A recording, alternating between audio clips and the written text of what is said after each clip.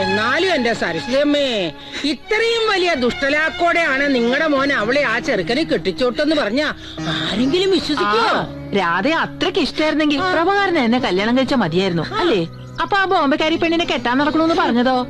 ഇത്രയും കാലം നാട്ടുകാർക്ക് മുഴുവനും മാതൃകയാണെന്ന് പറഞ്ഞ് നടന്നിരുന്നവനാ.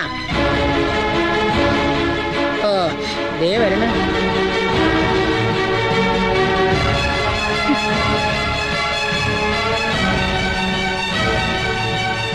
നമ്മള് പോവാണേ. പാടി നടക്കടി.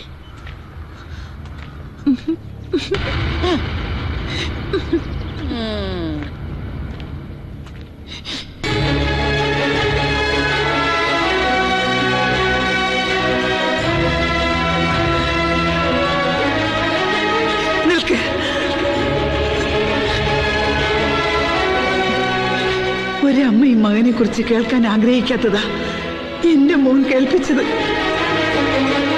എന്റെ മോൻ ഒരാളെയും വഞ്ചിക്കില്ലെന്ന് ഞാൻ അഭിമാനിച്ചിരുന്നു. നാടിനും നാട്ടാർക്കും വേണ്ടി രാപകൽ ഓടി നടന്നിരുന്ന നിന്റെ ഉള്ളിൽ ഇത്രയും വിഷമുണ്ടായിരുന്നെന്ന് ഞാൻ അറിഞ്ഞില്ല പ്രഭാകര. എനിക്ക് നിന്നെ കാണണ്ട.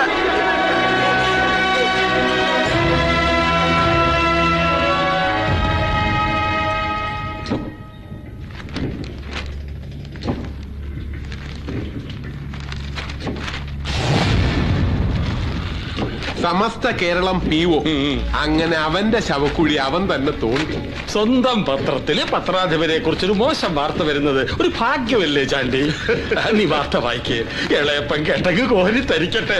ഒളിസേവ പി.കെ. പ്രഭാകരൻ പിടിയിൽ. സൽസ്വഭാവി ആദർശവാനായ രാഷ്ട്രീയ പ്രവർത്തകൻ, ജനക്ഷേമ തൽപരനായ പഞ്ചായത്ത് മെമ്പർ തുടങ്ങിയ കുപ്രചരണങ്ങളിലൂടെ ജനങ്ങളുടെ കണ്ണിൽ പൊടിയിട്ട് നടന്ന കള്ളനും കപട സദാചാരവാദിയും സർവോപരി വ്യഭിചാരിയും കാമവെറിയനുമായ ജാരൻ പി.കെ. പ്രഭാകരന്റെ പരസ്ത്രീ സംഗമം നാട്ടുകാർ കയ്യോടെ പിടിച്ചു. ആരാ വാർത്ത എഴുതിയത്? ഞാനാ. എന്താളേപ്പാ? ഏയ് ഒന്നുമില്ല. അല്ലെങ്കിൽ ഇത്രയും വൃത്തിയിട്ട ഭാഷ വരില്ല. നന്നായിട്ടുണ്ട്. ബാക്കി വായിക്കാം. ലൈംഗിക വേണ്ട. കേട്ട വാർത്ത മധുരം, കേൾക്കാത്തത് ഇരട്ടി മധുരം എന്നല്ലേ? ആ ഇരട്ടി മധുരം അവിടെ തന്നെ ഇരുന്നോട്ടെ. ഇത് നാട്ടുകാർക്കും പത്രക്കാരായ പത്രക്കാർക്കും വേഗം ഒത്തിച്ചു കൊടുക്കണം. എറണാകുളത്തും തിരുവനന്തപുരത്തും ഇങ്ങനെ ഇരുന്ന് നമസ്കാരം എന്ന് വാർത്ത വായിക്കുന്ന ന്യൂസ് റീഡർ മാറി ഇതെടുത്തിട്ട് പെരിക്കിയാൽ പിന്നെന്തായിരിക്കും അവന്റെ സ്ഥിതി? അവൻ ഇപ്പോഴേ മരിച്ചു. ഇനിയും കുത്തിക്കൊല്ലണോ? അതിപ്പോ വേണം. ഇത്രയെങ്കിലും ചെയ്തില്ലെങ്കിൽ പിന്നെ ഞാനായിരുന്നിട്ട് കാര്യമില്ല. മെമ്പർ പ്രഭാകരൻ പിടിയിൽ. പഞ്ചായത്ത് മെമ്പർ പിടിയിൽ.